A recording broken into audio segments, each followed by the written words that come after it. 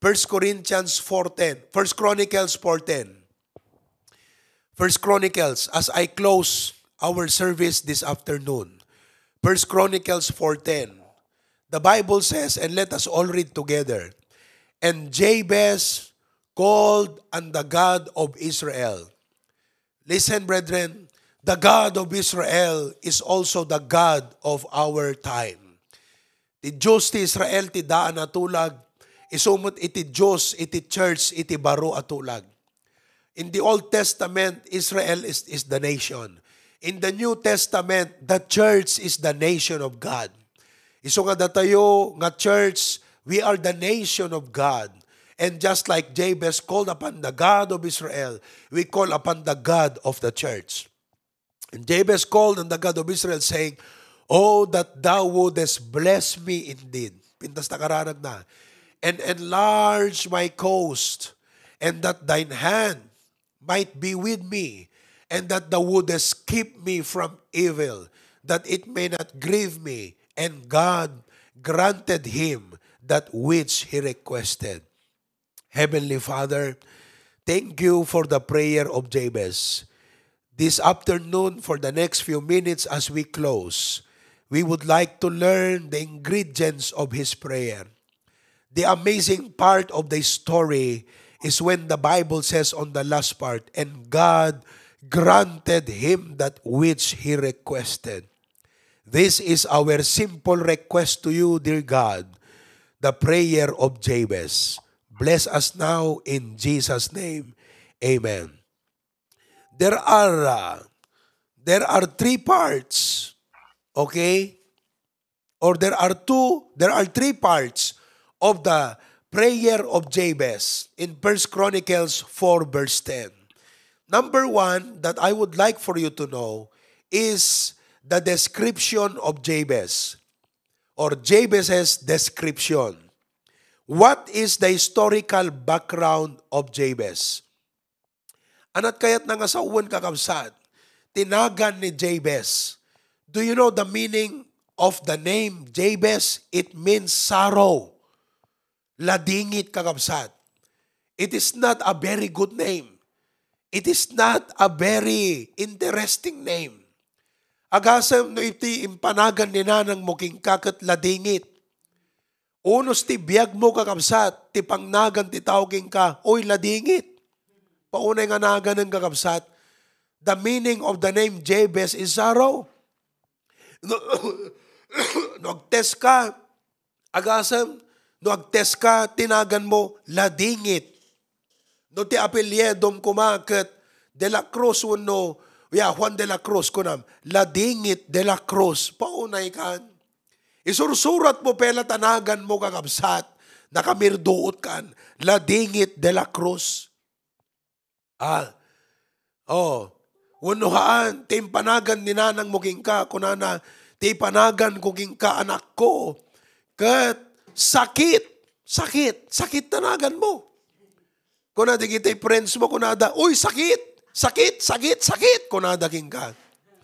So nga definitely kakabsat, ti kinaubing ni Jabez, kada maibaga, oy Jabez, ti kayat nga sa uwan ladingit, ti kayat nga sa uwan sakit, ti kayat nga sa uwan sennaay. Ipakita mo na, deta mo't latarupak ti kasarsarita kun na. Okay? Agasam deta. Ti kayat nga sa uwan kakabsat, deti biyag ni Jabez nang rugi iti adunga ladlading at kansen na ay iti panagbiag. Kat gapu iti dayta kakabsat. Daytat gapu na nga nagkararag iso na iti apo. Hamman ka sen na ay tinagan nyo. Ngam puro sen na ay dagiti pagpaspasaran nyo. Hamman nga ladingit impanagan ni nanang muging ka. Ngam kasla puro ladladingit mutlatan kakabsat. Iti gasat mo nga kunada. I don't know what you're going through, but listen to me. There is no hopeless situation, only hopeless people. Like Jabez, you can pray to God. So nakita tayo, not only the description of Jabez, but number two, the devotion of Jabez. The devotion of Jabez. Numan pa'y tinagan na kat sen na ay ladingit ken sakit, nga makita yung kakabsat, nga daytoy nga tao, kat naasidag ka na po Diyos. Napudno ka na po Diyos, nalintag ti panagbiag. And that makes all the difference. Kakabsat, ure adot kinabaknang mo, no saan ka nalintag ti panagbiag mo, saan ka to agbalin na pudno nga nabalegi ka naragsak iti panagbiag. The Bible says that he called upon the Lord. Ti kayat nga sawan, iti panawon ni Jabez kakabsat, kat widespread ti paganism. Dagiti tao, kakaroba kan gagayim na, di Diyosen iti pagaw-awagan da. Nations were worshiping gods. They were worshiping idols. But there was a man named Jabez who called upon God. Listen today, ti tataw kakabsat, adut Diyos na. Mabalingahan nga bato ti Diyos na.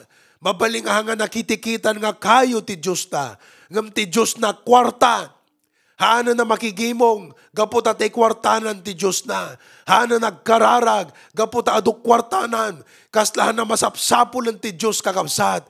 Tay lata kwartanan at pagtalkanan. Tay napinta sa trabaho na at pagpaspabangasnan, paglaslastugnan. Ngayon kakabsat, I would like to challenge you that even if you are surrounded by idolatrous and hedonistic, worldly, earthly-minded people, be like Jabez, be devoted in worshiping God. Open your Bible every day. Call upon God every day and remind yourself, without God, I am nothing. Without the help of God, I am nothing.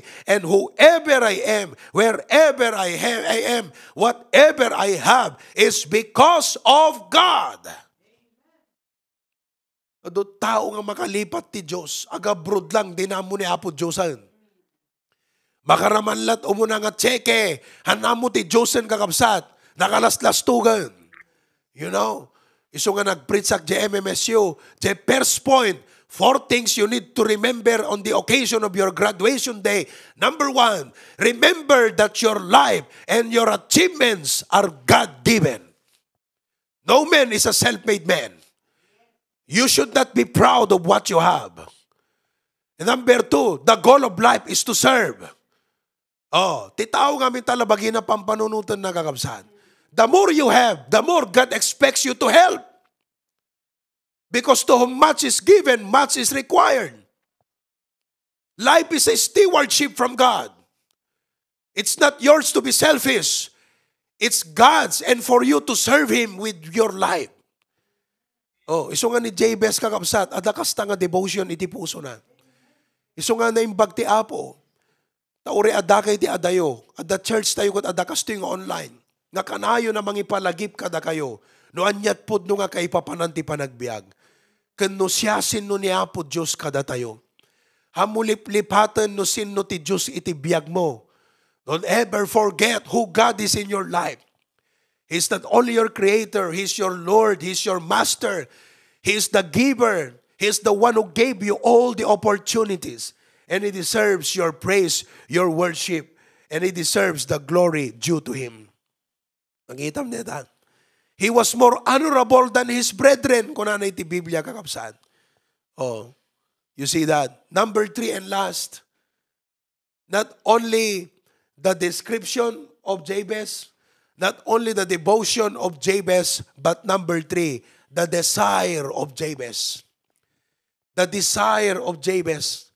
Anyat tinarigagayan na kiniapo Diyos. Anat dinawat na kiniapo Diyos. Nga isumot ti mabalintay nga dawaten ita kakabsat kiniapo Diyos. Umuna kakabsat nga dinawat na to be equipped. To be equipped. Kung ano nga kasta, bless me indeed. Ti blessing kakabsat, halang nga kwarta. Ti blessing kat holistic approach. No blessing. Kung na tayong aming kakabsat, health is blessing. Hana magatgatang ti kwarta. Oh, ti turog kat blessing. Uri man iya plug mo't milyones na katrem no di ka makaturog garudang kakabsat. Duray man pa iaplag mo, duray man pa di takalugan mo nga nakapimpintas ti pagturugam, do di ka mo't makaturog. Hello?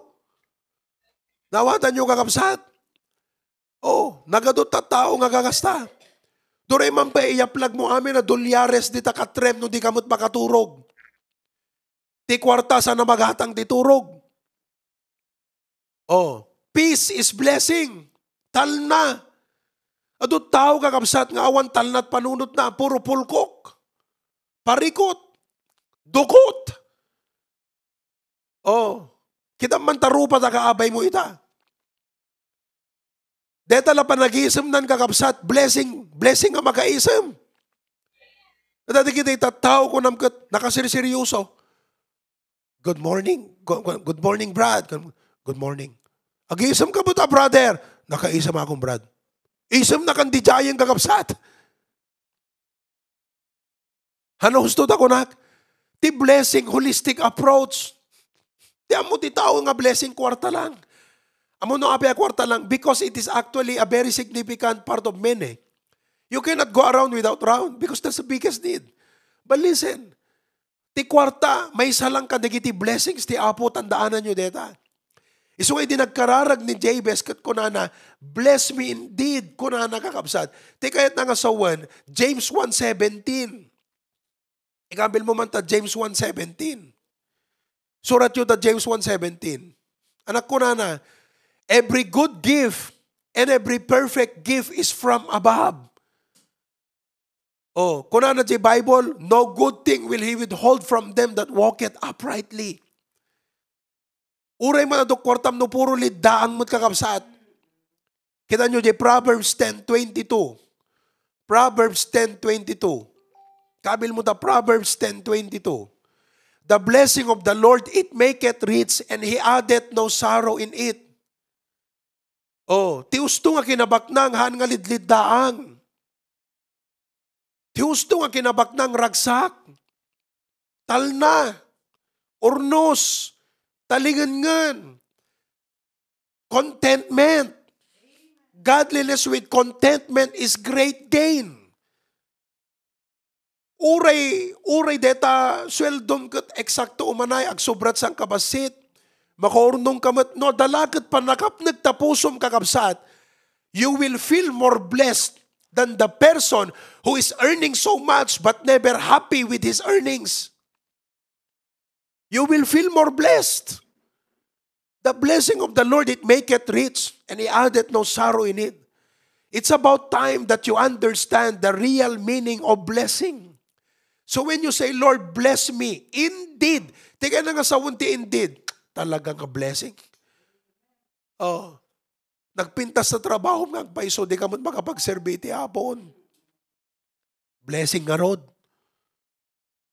Nawatan nyo kakabsat. Oh, ado ti kwarta mon. Awam mo ten, di ka mo't malagipon ti apo. Blessing nga rod. Hanga blessing neta. Kasi ti blessing hana kaya dayo ti apo. Ti blessing hana kaya dayo iti apo. Ti blessing isot may isang agapo nga naas asideg ka iti apo. So ano ibagbagam? Blessed nak, adayo ka mo ti apo. You're not truly blessed. You have a human perspective of blessing, but not a biblical perspective. Nawatan yung kakabsat. Bless me indeed. Amen. O, uray deta lang kakabsat, ti maibatik ka da kayo, dagkalabanag deta. Ituloy tayo itong maminsanan kat ni. Pasado alas 11, dito'y. Pasado alas 5 ta. To God be the glory. Deta ko mati karaharag tayo. Ni Jabez, tinagan na ladingit. Pauna yung kakabsat. Ladingit, kung nadaking ka, apo, hamok hayat ka dinggan. Kasta ni Jabez. Ngam nagkararag iti apo, nagbiag nga nalintag. Kat kunana, apo, bendisyonan nakadi, nagpaiso apo. Agpaiso nga bendisyonan nak. Pudno nga bendisyonan nakadi apo. Oh, and the Bible says, God granted him that which he requested. I believe, nga digiti tao nga makakita kan Jabez, uray ladingit, itinagan na, kakabsat, apalan na day dibiyag na. Apalan na dibiyag na. Gaputan nakita da iti ima iti apo keng kuana. Kastamon ti kararagmi para kada kayo kakabsat. Gati biyagyo apalan ti tao. Saan lang nga tinain materyalan nga aspeto ng ti amin na banag. And all of God's people say, Apo Diyos agyamang kamita. Bendisyonam tunggal may sa amin nga agdingeg or idigidad ti YouTube. I hope they were blessed. Kwam ti gloria kandayaw. In Jesus' name, amen.